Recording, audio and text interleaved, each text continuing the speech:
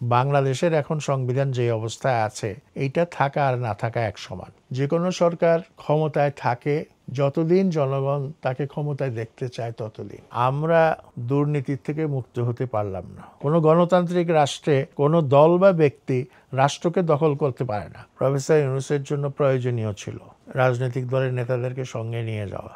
জামাতে ইসলামী দলগতভাবে তারা বলছে তাদের কোনো শাখা নাই, কিন্তু তাদের নেটওয়ার্ক আছে।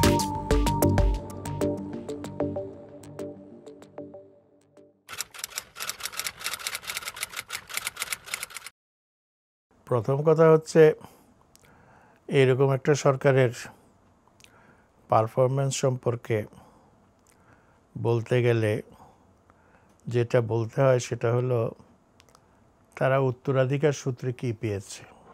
যেটা পেয়েছে সেটা হচ্ছে বাংলাদেশ ব্যাংকে রিজার্ভ তহবিল একেবারে ভয়াবহ রকম নিচে নেমে গিয়েছিল। দ্বিতীয়ত হচ্ছে অর্থনৈতিকভাবে বলতে হয় সেটা হলো ব্যাংকগুলোর অবস্থা অত্যন্ত বিপর্যস্ত। দুই রকম কারণ। একরকম কারণ হচ্ছে খেলাপি ঋণ ভয়াবহ আকারে চলে গেছে, আর দ্বিতীয়ত হচ্ছে কার্যত ব্যাংকগুলোকে শূন্য করে ফেলা হয়েছে এবং 2-4টি বা 5টি ব্যাংক ছাড়া বাংলাদেশের 40-50টি ব্যাংকের অবস্থা অত্যন্ত করুণ। এরা অনেকে গ্রাহকদের পাওনা পর্যন্ত পরিশোধ করতে পারছে না। বাংলাদেশ ব্যাংক থেকে একাধিকবার তাদেরকে লিকুইডিটি সাপোর্ট দেওয়া সত্ত্বেও তারা খুব একটা সফলতা দেখাতে পারছে না। এই পর্যায়ে কয়েকটা ব্যাংকের মার্জারের কথা উঠেছে। তৃতীয়ত, দেশের আইন শৃঙ্খলা পরিস্থিতি বিশাল একটা গণ অভ্যুত্থানের পর একেবারেই নিয়ন্ত্রণের মধ্যে ছিল না, এখনও অনেকটা তাই। তার একটা বড় কারণ হচ্ছে বিগত সরকার, আওয়ামী লীগ সরকার, পুলিশ বাহিনীকে দলীয় পেটুয়া বাহিনীতে পরিণত করেছিল এবং এই পুলিশ বাহিনীতে পদোন্নতি, পদকপ্রাপ্তি এই সব কিছু সরকারের পক্ষে তারা কতভাবে ছাতা ধরেছে, সরকারের হয়ে কতটা বিরোধীদের আন্দোলন দমন করেছে, এই ক্রাইটেরিয়াগুলির উপরে নির্ভর করত যে পুলিশ বাহিনীতে কে কত দক্ষ তার উপর। তো আমরা দেখলাম 24-এর অভ্যুত্থানের পর পুলিশ বাহিনী বলতে গেলে তাদের কর্মক্ষেত্র ছেড়ে পালিয়ে গেছে। এই বিশাল একটা অভ্যুত্থান যখন হয় তখন রাষ্ট্রযন্ত্রের প্রত্যেকটি অঙ্গের উপর আঘাত আসে, কারণ বিক্ষুব্ধ মানুষ রাষ্ট্রযন্ত্রের বিভিন্ন যে অঙ্গ আছে, সেটা পুলিশ বাহিনী হোক, আমলাতন্ত্র হোক, বিচার বিভাগ হোক বা বিভিন্ন স্বায়ত্তশাসিত সংস্থা হোক, তারপরে রাষ্ট্রের আরও অন্যান্য যেসব অঙ্গ আছে যেমন গোয়েন্দা বাহিনী, এগুলির উপর খুবই বীতশ্রদ্ধ বিতৃষ্ট ছিল। স্বাভাবিকভাবেই জনগণের রুদ্র রোষ এদের উপরে পড়েছে। এ কারণে বিশেষ করে পুলিশ বাহিনী কর্মস্থল থেকে ছেড়ে চলে গিয়েছিল এবং তারা কর্মস্থল থেকে চলে যাওয়ার পর একটা বিরাট শূন্যতা তৈরি হয়। এই শূন্যতার ফলে আইন শৃঙ্খলাকে একটা স্বাভাবিক অবস্থায় নিয়ে আসা একটা চ্যালেঞ্জের বিষয় হয়ে যায়। সেই চ্যালেঞ্জটা মোকাবেলা করা অত্যন্ত কঠিন ছিল। আমি বলেছিলাম যে এরকম পরিস্থিতিতে একটা জরুরি পদক্ষেপ নেওয়া দরকার। পুলিশ বাহিনীতে কমপক্ষে 50,000 এবং ঊর্ধ্বে 1 লক্ষ নতুন রিক্রুট করে অথবা আনসার বাহিনীর মধ্যে যারা দক্ষ, বিশেষ করে ব্যাটালিয়ন আনসার, এবং সামরিক বাহিনীতে যেসব সৈনিক অবসরে গেছে তারা সাধারণত 45-46 বছর বয়সে অবসরে যায়। এদেরকে নিয়ে এসে পুলিশ বাহিনীটাকে ঢেলে সাজানো উচিত ছিল। কেন জানি না সরকার এই জরুরি পদক্ষেপের দিকে যায় নাই। কারণ এইভাবে রিক্রুট করে শুধু যেটা প্রয়োজন ছিল তাদেরকে পুলিশের আইন সম্পর্কে প্রশিক্ষণ দেওয়া। কারণ অন্য জায়গায় যারা কাজ করে, অন্য বাহিনীতে যারা কাজ করে, তারা পুলিশ বাহিনীর আইন সম্পর্কে অবগত না, তাদেরকে সেটা জানানো। তো সেই কাজটাও কিন্তু করা হয়নি। পুরোপুরিভাবে যেটা করা হয়েছে সেটা হলো এই পুরনোদেরকেই আবার বারবার আহ্বান জানিয়ে কর্মস্থলে ফেরত আনা হয়েছে। এরপরেও এদের মধ্যে বিরাট একটা অংশ, বেশ বড় একটা অংশ যারা অপরাধী, তারা কিন্তু কাজে যোগদান করেনি, তারা পালিয়ে আছে এবং অনেকে গ্রেফতার হয়েছে। তো এরকম একটা পরিস্থিতিতে আইন শৃঙ্খলা রক্ষা করা খুব কঠিন। তো অভ্যুত্থানের পরবর্তী সময় যখন পুরো শূন্যতা বিরাজ করছে আইন শৃঙ্খলা বাহিনীর ক্ষেত্রে, তখন আমরা দেখলাম ঢাকা শহরে ডাকাতি হচ্ছে এবং জনগণ বুঝতে পেরেছিল, সচেতন ছিল কেন এই ডাকাতি হচ্ছে, কারা এই ডাকাতি করছে। মহল্লায় মহল্লায় জনগণ পাহারা দিয়ে এই ডাকাতিকে প্রতিরোধ করার চেষ্টা করেছে। তারপরে একের পর এক সরকারি হিসেবেই বলা হয়, এখন হয়তো সংখ্যাটা আরও বেড়েছে, 1400 ধর্মঘট অবরোধ হয়েছে এই সরকার আসার পর। সংখ্যাটা বোধহয় এখন 1500 ছাড়িয়ে গেছে। এবং এই নবলব্ধ স্বাধীনতার সুযোগে, অধিকারের সুযোগে অনেকেই খেয়াল খুশি মতো আন্দোলন করা, অন্যের অধিকার কতটা খর্ব হচ্ছে সেটা বিবেচনায় না নেওয়া, যানজট কিভাবে বাড়ছে সেটা বিবেচনায় না নেওয়া, কিভাবে বিভিন্ন যাত্রীরা ঘন্টার পর ঘন্টা রাজপথে অপেক্ষা করছে, অবস্থান করছে, সেটা বিবেচনায় না নিয়ে প্রত্যেকেই চাচ্ছিল, অনেকেই চাচ্ছিল তাৎক্ষণিকভাবে তাদের দাবি দেওয়াটা আদায় করা। তো এটা নিয়ন্ত্রণ করা খুব কঠিন ছিল এই কারণে যে স্বভাবতই এই সরকার কঠিনভাবে কোনো বল প্রয়োগ করতে পারে না। কারণ বল প্রয়োগ করতে গেলে সেইটা আবার ফ্যাসিবাদী আমলে যেভাবে বল প্রয়োগ করা হচ্ছিল তারই একরকম দৃষ্টান্ত হয়ে যাবে। সুতরাং সেটা সম্ভব হচ্ছিল না। আরেকটা জিনিস, সেটা হচ্ছে আমলাতন্ত্রের মধ্যেও একটা বড় শূন্যতা তৈরি হয়েছে। বেশিরভাগ আমলা যারা শেখ হাসিনার ব্যক্তিগতভাবে অনুগত ছিল, তারা তাদেরকে দিয়ে রাষ্ট্রের কাজ চালানো বেশ কঠিন হয়ে দাঁড়িয়েছে। এখন প্রশ্ন উঠল, নতুন করে আমলাতন্ত্রকে অন্তত ঢেলে সাজানো, যাতে সরকার বিরোধী আমলাদের দ্বারা বিপাকে না পড়ে। তো এটা করতে গিয়ে অবসরে চলে যাওয়া বেশ কিছু আমলাকে আবার নিয়োগ দেওয়া হয়েছে এবং নিয়োগ দেওয়া হলেও এরা ঠিক তাদের কর্মজীবনের যে সীমারেখা ছিল সেটা অনুযায়ী তারা কিন্তু সেভাবে সার্ভিস ডেলিভারি দিতে পারছে না।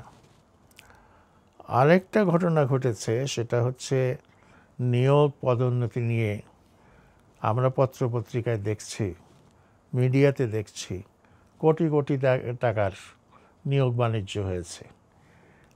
এর ফলে প্রার্থিত সাফল্য আসে নাই। শুধু তাই না, অভিযোগ আছে যে ফ্যাসিবাদের দোসরদেরকেই আবার যেটাকে বলে পুনরায় তাদেরকে নিয়োগ দেওয়া হয়েছে, দায়িত্ব দেওয়া হয়েছে। তো এইটাতে বোঝা যাচ্ছে যে আমরা দুর্নীতির থেকে মুক্ত হতে পারলাম না এবং নতুন পরিস্থিতিতে, নতুন সুযোগ সন্ধানীরা নতুন করে একটা ভয়াবহ ধরনের দুর্নীতিতে লিপ্ত হয়েছে। পত্রপত্রিকায়, সোশ্যাল মিডিয়ায় এদের সম্পর্কে বলা হলেও তেমন কোনো পদক্ষেপ গ্রহণ করা হয়েছে বলে চোখে দৃশ্যমান নয়। আর যারা ফ্যাসিবাদের দোষর হিসেবে চিহ্নিত হয়েছে, যথেষ্ট প্রমাণাদি রয়েছে, তাদেরকেও তাদের দায়িত্ব থেকে অপসারণ করা হয় নাই। 2-4টা করা হয়েছে, সেটা বিষয়ের ভয়াবহতার তুলনায় খুবই কম। এইটা একটা দিক। আর অন্যদিকে যেটা সবচেয়ে বড় বিপদ হয়ে দেখা দিয়েছিল, সেটা হচ্ছে মার্কিন যুক্তরাষ্ট্রের পাল্টা শুল্ক আরোপ। এবং এই পাল্টা শুল্ক তারা যেভাবে আরোপ করতে চেয়েছিল, সেইটা যদি করত এবং সেটাই যদি থেকে যেত, তাইলে কিন্তু বাংলাদেশের অর্থনীতি প্রচণ্ডভাবে বিপর্যস্ত হতো। কারণ এত বছরেও বাংলাদেশের অর্থনীতি কিন্তু ডাইভার্সিফাইড হয় নাই, 2-1টা পণ্যের উপর নির্ভরশীল। রপ্তানি বলতে প্রধানত আমরা গার্মেন্টস, পোশাক শিল্পের উপর নির্ভরশীল, আর জনসম্পদ রপ্তানির উপর নির্ভরশীল। অন্যান্য কিছু শিল্প আছে যেগুলি থেকে কিছুটা রপ্তানি হয়, কিন্তু সেটা খুব বড় মাপের কিছু না। যাই হোক, এই সরকার মার্কিন যুক্তরাষ্ট্রের সঙ্গে একটা সফল নেগোসিয়েশন করেছে, যে নেগোসিয়েশনের ফলে যে শুল্কের যে মাত্রা, সেটা নামিয়ে আনা সম্ভব হয়েছে। এখন শোনা যাচ্ছে যেটা, গার্মেন্টস সেক্টরে বিশেষ করে তারা খুব হইচই করছিল এই শুল্কের ব্যাপারে। তারা নতুন করে প্রণোদনা চাচ্ছিল, সাপোর্ট চাচ্ছিল, কিন্তু এখন আর তারা হইচই করছে না। কারণ তারা দেখছে যে তারা এত বেশি অর্ডার পাচ্ছে, যেটা তাদের পক্ষে সামাল দেওয়া সম্ভব না। তাদের যা ক্যাপাসিটি আছে, সেই ক্যাপাসিটিতে এত অর্ডার সামাল দেওয়া সম্ভব না। সেই দিক থেকে বলা যায় বাংলাদেশ বৈদেশিক বাণিজ্যের ক্ষেত্রে একটা বড় ধাক্কার থেকে বেরিয়ে এসছে, এবং এইটা সরকারের সাফল্য। কিন্তু এর জন্য কিছু মূল্যও দিতে হয়েছে। মূল্যটা হচ্ছে কিছু পণ্য, যেমন তুলা, গম, এই ধরনের পণ্যগুলো, এমনকি লিকুইফাইড গ্যাস, এগুলো মার্কিন যুক্তরাষ্ট্রের কাছ থেকে আমদানি করার অঙ্গীকার সরকার দিয়েছে। তো এখন দেখার বিষয় হচ্ছে এর ফলে আমাদের কতটা ক্ষতি হলো বা কতটা ক্ষতি হলো না, সেটা ভাবার বিষয়। তারপরেও বলা যায় যে একটা সমূহ বিপদ থেকে দেশটা উদ্ধার পেয়েছে। আরও যেসব প্রশ্ন ওঠে, সেগুলো হচ্ছে রাষ্ট্রীয় নিরাপত্তার প্রশ্নে। মাঝখানে একবার কথা উঠেছিল যে মিয়ানমারের সঙ্গে একটা শান্তিপূর্ণ করিডোর বা এই জাতীয় একটা কিছু হবে। এটা বাস্তবে এটার রূপ কি হবে, স্বরূপ কি হবে, সেই সম্পর্কে কোনো ধারণা দেশবাসীকে দেওয়া হয় নাই। বরং দেশবাসীর মধ্যে এই নিয়ে যথেষ্ট ভুল বুঝাবুঝির অবস্থা রয়েছে, এবং এর ফলে মানুষ মনে করেছে যে বোধহয় বাংলাদেশকে আবার একটা বড় ধরনের আন্তর্জাতিক যে আছে, ক্ষমতা জোট আছে, তাদের সঙ্গী হিসেবে বাংলাদেশকে যুক্ত করা হচ্ছে। তো সৌভাগ্যের বিষয়, সেই আলাপটা এখন অনেকটাই স্তিমিত। প্রফেসর ইউনূস বলেছিলেন রোহিঙ্গা সমস্যার সমাধান উনি করতে পারবেন, এমনকি রোহিঙ্গাদেরকে বলেছিলেন যে পরের ঈদ তারা নিজ দেশে করতে পারবে। কিন্তু জিনিসটা অত সহজ ছিল না, এবং এত সহজে সমাধান হওয়ার মতোও নয়। এইখানে অনেক স্টেক হোল্ডার আছে, অনেক ধরনের জটিলতা আছে। এখানে ভারতের এক ধরনের অবস্থান, চীনের এক ধরনের অবস্থান, মিয়ানমারের যে সরকার, তাদের আরেক ধরনের অবস্থান, আরাকান আর্মির আরেক ধরনের অবস্থান। এটা জটিল পরিস্থিতি। এবার জাতিসংঘে যাওয়ার পর সেই বিষয়টা নিয়েও আবার নতুন করে উঠানো হবে। তো মোটামুটিভাবে এইগুলো হচ্ছে সরকারের সাফল্য বলি আর ব্যর্থতা বলি, তার বিভিন্ন দিক। এর বাইরে যেটা সরকার কিছু কমিশন করেছে এবং এই কমিশন থেকে বেশ কিছু সুপারিশ আমরা বিভিন্ন ক্ষেত্রে পেয়েছি, কিন্তু সুপারিশগুলো কতটা বাস্তবায়িত হচ্ছে বা কী করা হচ্ছে সেটা সম্পর্কে আমাদের কাছে সুস্পষ্ট কোনো ধারণা নাই। সেসব ব্যাপারে সরকারের স্বচ্ছতার প্রয়োজন ছিল। আর সবচেয়ে বড় সমস্যা যেখানে আটকে আছে সেইটা হলো জুলাই সনদ নিয়ে, এবং জুলাই সনদ নিষ্পত্তি না হলে কোনো কোনো দল বলছে যে তারা নির্বাচনে অংশগ্রহণ করবে না। তো এই সমস্যা কিভাবে অতিক্রম করা যায় সেটা একটা বড় দুশ্চিন্তার বিষয় হয়ে গেছে। এবং এর পাশাপাশি আরেকটা যেটা উদ্বেগের কারণ সেইটা হলো যে আগামী ২৬শে ফেব্রুয়ারিতে যেই নির্বাচন হওয়ার কথা, সেই নির্বাচনটা আসলে সময় মতো হবে কি না সে ব্যাপারেও মানুষের মনে উদ্বেগ আছে। অনেক সাংবাদিক, অনেক প্রতিবেদক, অনেক চিন্তাশীল মানুষ, সাধারণ মানুষ, তারা আমাকে প্রশ্ন করে যে নির্বাচনটা সময় মতো হবে কি না। আমি তাদেরকে কোনো স্পষ্ট জবাব দিতে পারি না, কারণ এখনও এই নির্বাচনটা কিছু ইফ অ্যান্ড বাটের উপরে দাঁড়িয়ে আছে। তো রাজনৈতিক দলগুলোর যদি সুমতি না হয়, তারা যদি দেশের স্বার্থ সম্পর্কে সচেতন না হয়, তাহলে তারা বহুবিধ কাজ করতে পারে, যেই কাজের ফলে দেশ আরও বড় ধরনের সংকটের মধ্যে জড়িয়ে পড়বে। এর পাশাপাশি প্রশ্ন উঠেছে প্রফেসর ইউনূসের সরকার টিকবে কিনা, অব্যাহত থাকবে কিনা। তো অনেকে মনে করেন তৃতীয় কোনো শক্তি আসতে পারে, কেউ কেউ আবার বলছেন ১/১১ মতো শক্তি আসতে পারে। তো ১/১১ যে মডেল, যে সামরিক বাহিনীর পিছনে থেকে তাদের শিখণ্ডী একটা সরকারকে সমর্থন দিয়ে দেশের কাজ চালাবে, আমার মনে হয় না যে ২০০৭-৮ এই অভিজ্ঞতা আবার নতুন করে কী বলে পুনরাবৃত্তি করা সম্ভব। আর অন্যদিকে সামরিক হস্তক্ষেপ হওয়া, এটাও আমার কাছে এখন আর বাংলাদেশের পরিস্থিতিতে খুব বাস্তব মনে হয় না। তো আমি যতই চিন্তা করি ঠিক বিকল্প কিছু খুঁজে পাই না। এখন অনেকে প্রশ্ন করে যে আপনার তত্ত্বাবধায়ক সরকারের প্রশ্নটা এখন উচ্চতম আদালতে বিবেচনাধীন আছে। সেই রায় হয়ে যাওয়ার পর সেই রায় কবে থেকে কার্যকর হবে? যদি রায় দেওয়ার দিন থেকে কার্যকর হয়, তাইলে তো তাৎক্ষণিকভাবে একটা তত্ত্বাবধায়ক সরকার গঠনের প্রশ্ন আসবে, এবং সেই প্রশ্ন যদি ওঠে তাহলে কাদের নিয়ে, কার নেতৃত্বে সরকারটা হবে, এইটাও কিন্তু আমাদের মাথার উপরে একটা ডেমিকেল সোর্ডের মতো, ডেমিকেলসের তলোয়ারের মতো ঝুলছে। এটা যে কোনো সময় আমাদের মাথায় এসে পড়তে পারে, এবং নানান মহল নানানভাবে চেষ্টা করছে তাদের নিজ নিজ ক্ষুদ্র স্বার্থ, হীন স্বার্থ উদ্ধার করার জন্য। আর এছাড়া মনে রাখতে হবে প্রতিবেশী ভারতের সঙ্গে সম্পর্ক খুবই নাজুক অবস্থায় আছে।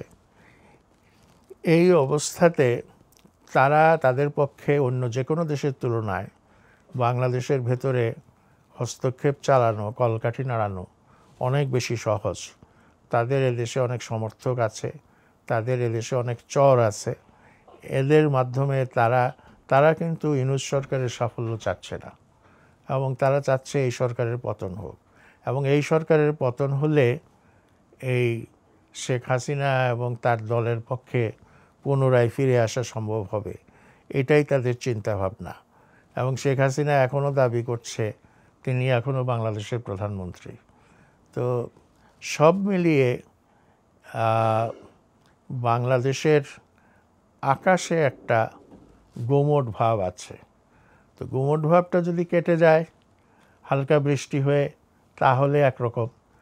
আর যদি গুমোট ভাব শেষ পর্যন্ত কোনো কী বলে ঝড় বা সাইক্লোনের জন্ম দেয়, তাইলে সেটা দেশের জন্য খুব বিপজ্জনক একটা অবস্থা হবে।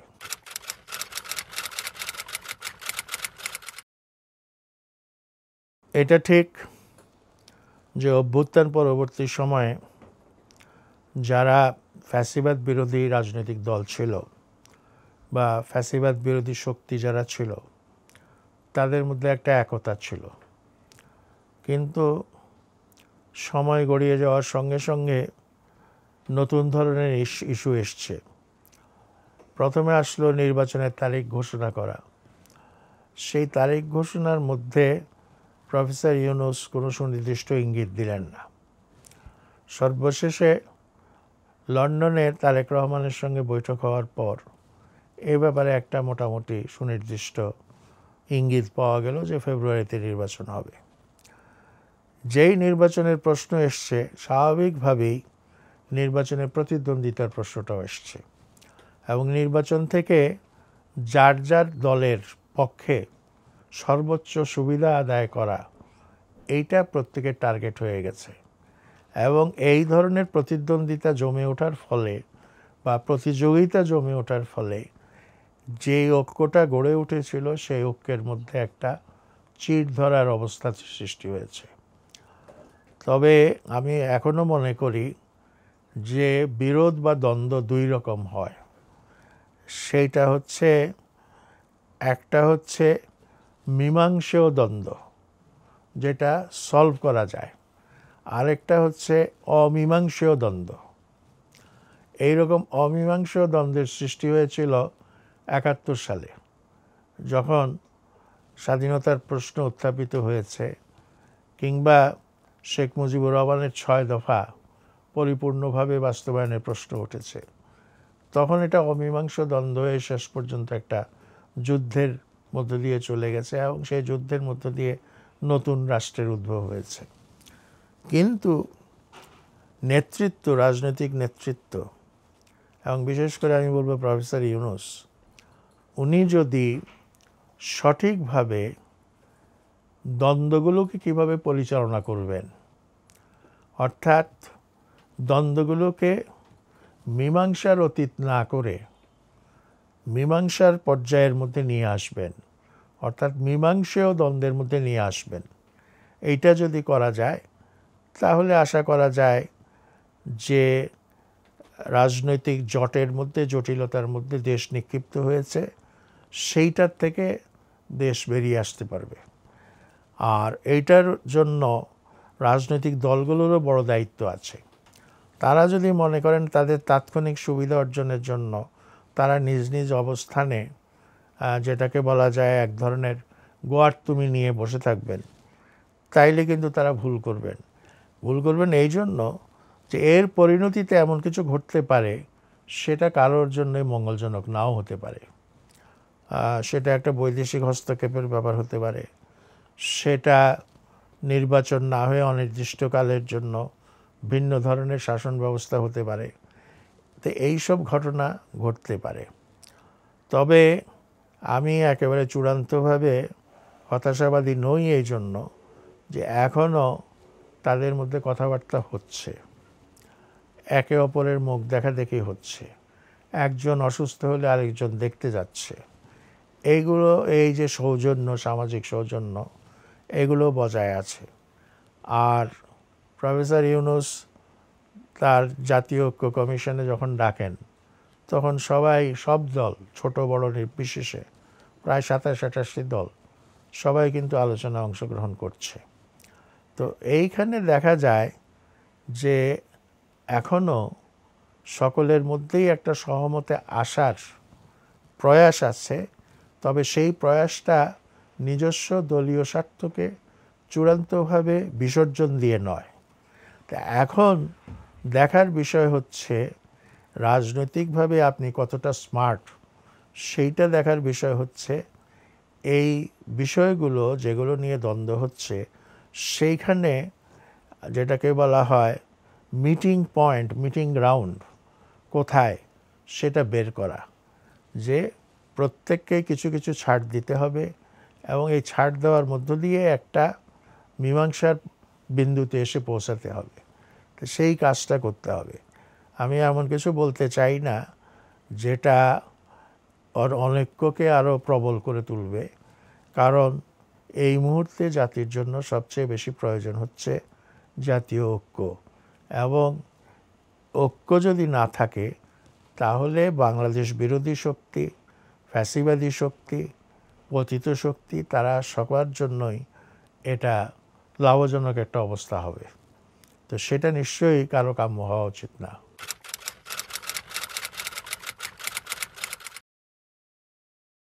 এটা দুইটা দিক আছে। একটা দিক হচ্ছে যে উনি কিছুটা প্রথাগত নিয়ম ভেঙে রাজনৈতিক দলের নেতৃত্বকে সঙ্গে নিয়ে যাচ্ছেন। তবে এর মধ্যে প্রধান দলগুলো অন্তর্ভুক্ত হয়েছে, ছোটোখাটো দলগুলো অন্তর্ভুক্ত হয় নাই। শোনা গিয়েছিল মাহমুদুর রহমান মান্নাও যেতে পারেন। তো যাই হোক, এরা তো সবাই একই সময়ে একই বিমানে পাশাপাশি বসেই জাতিসংঘের অধিবেশনে যাওয়ার জন্য রওনা হয়েছে, এবং সেখানে সম্ভবত তারা পৌঁছেও গেছে। তো তারা হয়তো যেটা শুনেছি তারা একই হোটেলে থাকবেন। তো একই হোটেলে থেকে একসঙ্গে ডিনার করা বা লাঞ্চ করা, এর মধ্য দিয়ে একটা অন্য ধরনের আত্মীয়তা গড়ে ওঠে। সেই সুযোগে আপনার রাজনৈতিক প্রশ্নে যেসব দ্বান্দ্বিক প্রশ্নগুলো আছে সেগুলো নিয়েও কিছু কথাবার্তা বলার সুযোগ হবে। এইটা একটা বিরল সুযোগ হচ্ছে। আর বিদেশের মাটিতে বসলে অনেক সময় যেটা হয় যে দেশের আবহাওয়ায় যে কথা মনে আসে না সেটা হয়তো অন্যত্র ভারমুক্ত পরিবেশে সেটা মনে আসতেও পারে। এটা একটা দিক। আর দ্বিতীয় দিক হচ্ছে এটা হয়তো এবার প্রফেসর ইউনূসের জন্য প্রয়োজনীয় ছিল রাজনৈতিক দলের নেতাদেরকে সঙ্গে নিয়ে যাওয়া, কারণ তিনি এই জাতিসংঘের অধিবেশন উপলক্ষে যেটা দেখাতে চাইবেন সেটা হচ্ছে জাতি তার পেছনে ঐক্যবদ্ধ আছে, এবং মেজর পলিটিক্যাল পার্টিগুলো তার সঙ্গে আছে, এবং তারা তার সঙ্গে এসছে। তার মানে তার লেজিটিমেসি এখনও অব্যাহত আছে, এবং সেখান থেকে একটা মেসেজ আপনার ওয়ার্ল্ড কমিউনিটির কাছে যাবে যে বাংলাদেশের ইউনূস সরকারকে যত নড়বড়ে মনে করা হয় বা প্রচার করা হয়, ইউনূস সরকারটা তত নড়বড়ে না। এখনও ইউনূস সরকার রাজনৈতিক দলগুলোর ব্লেসিংস ভোগ করছে। যে কথাটা নতুন করে যখন সরকার গঠন হয় তখন তারেক রহমান বা অন্যান্য নেতারা বলেছিল যে এই সরকারকে ব্যর্থ হতে দেওয়া যাবে না। এই সরকার যদি ব্যর্থ হয় তাহলে সেটা জাতির জন্য প্রচণ্ড ধরনের অমঙ্গল হবে। তো আমার মনে হয় এখনও রাজনৈতিক দলগুলো এই অবস্থান থেকে সরে আসে নাই বলেই তারা একসঙ্গে একযোগে প্রফেসর ইউনূসের সঙ্গে সঙ্গী হয়ে জাতিসংঘের অধিবেশনে যোগ দেওয়ার জন্য গেছে। আরেকটা হচ্ছে আওয়ামী লীগ বিশ্বের বিভিন্ন জায়গায় বাংলাদেশের বিরুদ্ধে নানা ধরনের প্রচারণা চালাচ্ছে, এমনকি বিক্ষোভেরও আয়োজন করছে। এই সরকারের এক উপদেষ্টা কদিন আগে হেনস্থা হয়েছেন, আরেকজনও হয়েছিলেন, সেরকম একটা ব্যাপার ঘটেছে। তো তার একটা কারণ হচ্ছে এই সরকারে তো কোনো দল নাই, এই সরকারে কোনো সংগঠন নাই যাদেরকে অ্যাক্টিভেট করে পাল্টা অবস্থান তৈরি করা যায়। মানে আওয়ামী লীগ দেশের বাইরে আপনার কোনো নির্দিষ্ট জায়গায়, বিশেষ করে এবার জাতিসংঘের বাইরে তারা বিক্ষোভ দেখাতে পারে। তো সেই বিক্ষোভের পাল্টা যাতে আরেকটা বিক্ষোভ হয়, যাতে সরকারের সমর্থন আছে সেটা পরিজ্ঞাত হয়, তো সেটার জন্য একটা কারণ, সেটাও একটা কারণ যে কারণে এইসব দলকে নিয়ে গেছে। এবং বিএনপির তো বিভিন্ন বৈদেশিক শাখা আছে, মার্কিন যুক্তরাষ্ট্রও আছে, তাদের বহু সমর্থক আছে সেখানে। আর জামাতে ইসলামী দলগতভাবে তারা বলছে তাদের কোনো শাখা নাই, কিন্তু তাদের নেটওয়ার্ক আছে, বিশাল নেটওয়ার্ক আছে। তারা যদি জড়ো করার চেষ্টা করে তাহলে আওয়ামী লীগের পাল্টা আরেকটা সমাবেশ হওয়া এমন কোনো কঠিন ব্যাপার না, এবং যেই সমাবেশ অনেক বেশি সাফল্য অর্জন করতে পারে।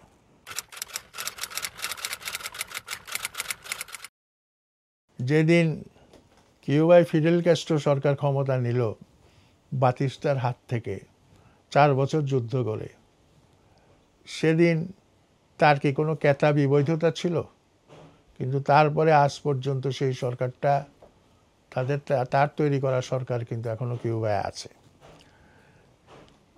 দেখতে হবে সেটা হচ্ছে যে যেটাকে বলা হয় উইল অফ দি পিপল, জনগণের ইচ্ছা। যে কোনো সরকার ক্ষমতায় থাকে যতদিন জনগণ তাকে ক্ষমতায় দেখতে চায় ততদিন। শেখ হাসিনার তো একটা তথাকথিত সাংবিধানিক বৈধতা ছিল, কিন্তু শেখ হাসিনা তো থাকতে পারল না। কাজেই বৈধতা অবৈধতা এটা কেতাবি চিন্তা দিয়ে করা উচিত না। কথাটা হচ্ছে দেশের বেশিরভাগ মানুষ তাকে তার দায়িত্ব পালনকে গ্রহণ করে কিনা। দ্বিতীয়ত হচ্ছে যে এই সরকার বৈধতা পেয়েছে একটা অভ্যুত্থানের কাছ থেকে। এই অভ্যুত্থানই বলে দিয়েছে যে এইখানে একটা ইন্টারিম সরকার হবে, এবং সংবিধানের সঙ্গে এই সরকারের যতটুকু সংশ্লেষ আছে সেইটা খুবই প্রান্তিক সংশ্লেষ, সেটা খুব বড় ধরনের সংশ্লিষ্টতা নয়। এবং যতদিন এই সরকার জনগণের কাছে মানে অপ্রিয় না হয়ে পড়বে সম্পূর্ণভাবে, ততদিন পর্যন্ত এর একটা বৈধতা থাকবে। এখন এই বৈধতা নিয়ে নানান রকম প্রশ্ন করা যেতে পারে, সেগুলি সবই টেকনিক্যাল প্রশ্ন, কিন্তু রাজনৈতিকভাবে দেখলে যে এখনও দেশের মানুষ তার প্রতি আস্থাবান, তার বিরুদ্ধে বড় কোনো ধরনের বিক্ষোভ হচ্ছে না, আন্দোলন হচ্ছে না, এবং তেমন কোনো বড় সমালোচনাও হচ্ছে না। যেগুলো সমালোচনা হয় সেগুলো যে কোনো সরকার থাকলেই এই ধরনের সমালোচনাটা হতে পারে। সুতরাং এই বৈধতা নিয়ে যারা প্রশ্ন এখন তুলছে তারা আমার মনে হয় সঠিক কাজটা করছে না। তবে ভবিষ্যতে কি হবে সেটা এখন বলা যায় না। ভবিষ্যতে হয়তো আবার বৈধতার প্রশ্ন উঠতেও পারে।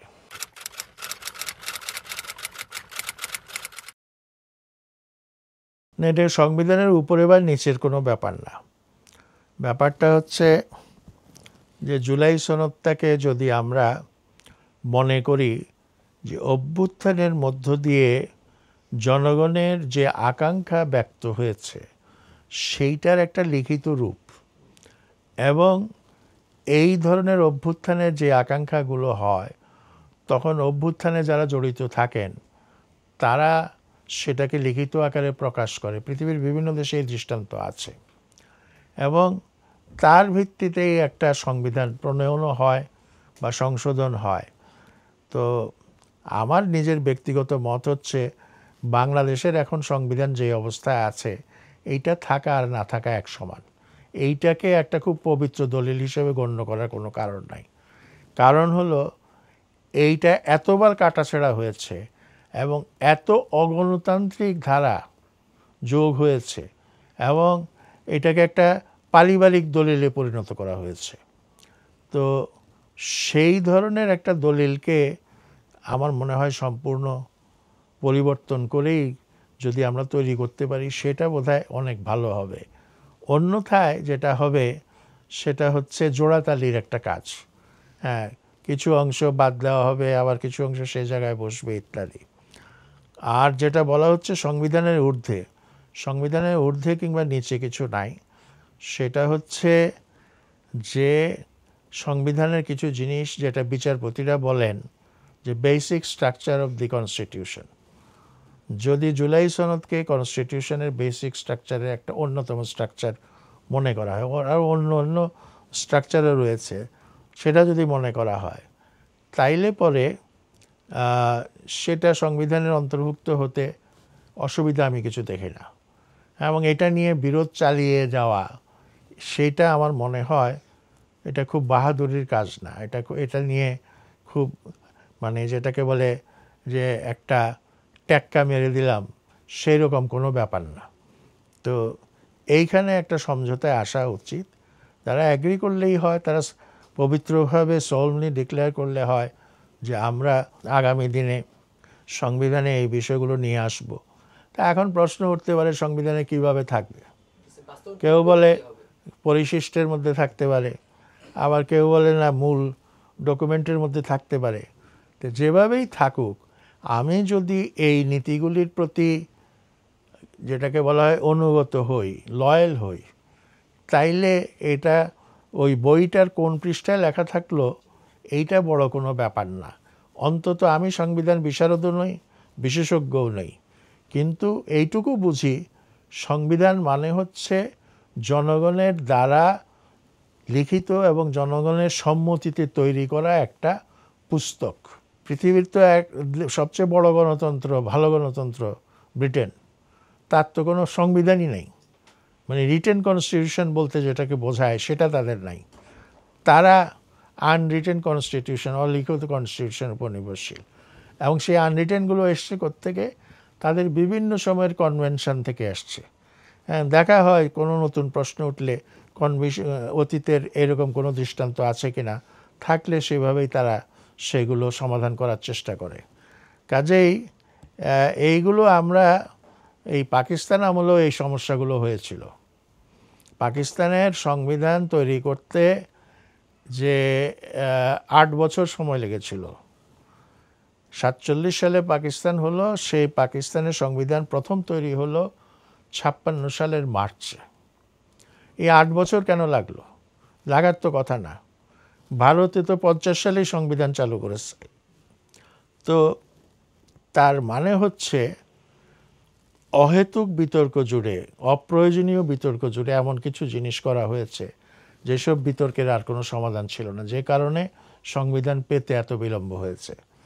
এই লিয়াকত আলী খানের সময় বেসিক প্রিন্সিপালস রিপোর্ট বলে একটা কথা ছিল, এবং এই বেসিক প্রিন্সিপালস রিপোর্ট অনেকটা এখন যে জুলাই সনদের কথা বলা হচ্ছে এমনি কোনো জিনিসের সঙ্গে কোনো জিনিসের তুলনা হয় না। তারপরেও তখন উঠলো যে না, এইটা দিয়ে এটার ভিত্তিতেই একটা সংবিধান হবে পাকিস্তানের জন্য, এবং সেটা ইসলামী রাষ্ট্রের সংবিধান। এই যখন ইসলামী রাষ্ট্রের সংবিধানের কথাটা উঠলো, তখন একটা এই যারা সেকুলার ছিল বা যারা নন কমিউনাল ছিল তারা একটা অবস্থানে চলে গেল, অন্যরা আরেকটা অবস্থানে চলে গেল। এইগুলো সমস্যার সমাধানে, এই বিতর্কের সমাধান হইতে হইতে সেই 8 বছর লেগে গেল। আবার তারপরেও কিন্তু যে সংবিধান হলো সেটা কিন্তু 58 সালেই বাতিল হয়ে গেল। আইয়ুব খান এসে সামরিক শাসন দিয়ে সেই সংবিধান বাতিল হয়ে গেছে। তো সুতরাং মানে টেকসই একটা সংবিধানের জন্য যে কাজটা আমাদের করা উচিত সেটা হচ্ছে we must be respectful towards the will of the people. বেশিরভাগ মানুষ কি চায়, তাদের মনে কি আছে, সেটার প্রতি শ্রদ্ধা জানানো। এখন তো ঐক্যমত্য কমিশন থেকে বলা হচ্ছে যে নির্বাচন হবে, সেই নির্বাচনের মধ্যে একদিকে যেমন পার্লামেন্টের নির্বাচন, তার সঙ্গে এইটা একটা প্রশ্ন থাকবে যেটা গণভোটের মতো, এবং ওই নির্বাচনের মধ্য দিয়ে এই সমস্যার সমাধান হবে। তো এর বাইরে তো আমি নতুন কিছু মনে করি না হওয়া উচিত। আসল কথাটা হচ্ছে সংবিধান নতুন করে লেখা হবে না পুরানোটাকে ঘষা মাজা করা হবে। পুরানোটাকে ঘষা মাজা করা হলে শুধু পার্লামেন্ট নির্বাচন, হ্যাঁ, এবং সেখানে 2/3 মেজরিটিতে সংবিধানের যেসব অংশগুলো আপত্তিকর আছে সেগুলিকে বদলে সেখানে নতুন কিছু প্রতিস্থাপন করা সময় উপযোগী হবে।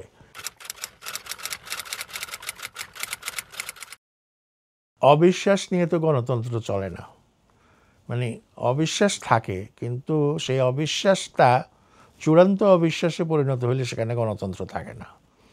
তো আসলে আমার শেষ কথাটা হলো, বাংলাদেশের আর্থসামাজিক অবস্থা যা, হ্যাঁ, সেই আর্থসামাজিক অবস্থাতে আমরা যেই ধরনের ঋদ্ধ গণতন্ত্র, যেই ধরনের মানে কলুষতাহীন গণতন্ত্র চাচ্ছি, পারফেক্ট ডেমোক্রেসি চাচ্ছি, সেই ডেমোক্রেসি এই আর্থসামাজিক ব্যবস্থায় প্রতিষ্ঠা করা সম্ভব না। আজকে সংস্কারের কথা বলা হচ্ছে, কিন্তু সবচেয়ে বড় সংস্কার তো ছিল সেটা হলো শেখ হাসিনার আমলে যে অলিগার্কি সৃষ্টি হয়েছে, সেই অলিগার্কিকে চূর্ণ বিচূর্ণ করে দেওয়া। সেইটাকে চূর্ণ বিচূর্ণ করতে না পারলে আবারও ফ্যাসিবাদ ফিরে আসবে। শুধু একটা সনদ তৈরি করে ফ্যাসিবাদ ফিরে আসা ঠেকানো যাবে না, এইটা একটা। দ্বিতীয়ত হচ্ছে, আমাদের বোঝা উচিত state was captured by Sheikh Hasina and her cohorts. মানে রাষ্ট্রটাকেই তারা দখল করে নিয়েছিল। জুডিশিয়ারি তার হস্তগত, পুলিশ তার হস্তগত, সামরিক বাহিনী তার হস্তগত, আমলাতন্ত্র তার হস্তগত, তারপর নির্বাচন কমিশন তার হস্তগত, তারপর পাবলিক সার্ভিস কমিশন তার হস্তগত, যত রকম কমিশন আছে, যত রকম আছে সব, অর্থাৎ রাষ্ট্রটাকে সে দখল করে নিয়েছে। কোনো গণতান্ত্রিক রাষ্ট্রে কোনো দল বা ব্যক্তি রাষ্ট্রকে দখল করতে পারে না। এটাকে বলে ক্যাপচার অফ দি স্টেট। এই ক্যাপচার অফ দি স্টেট ঠেকাইতে হবে, হ্যাঁ, এবং নিশ্চিত করতে হবে যে কেউ যেন স্টেটটাকে নিজের মতো করে হস্তগত করতে না পারে। এইটা একটা। আরেকটা হচ্ছে ক্ষমতার ভারসাম্য আনা। ক্ষমতার ভারসাম্য যদি না আনা যায়, সমাজের যে বিভিন্ন গোষ্ঠীগুলো আছে তাদের মধ্যে যদি, যেটাকে বলা যায় এক ধরনের ব্যালেন্স অফ পাওয়ার যদি প্রতিষ্ঠা করা না যায়, তাহলে কিন্তু গণতন্ত্র হবে না।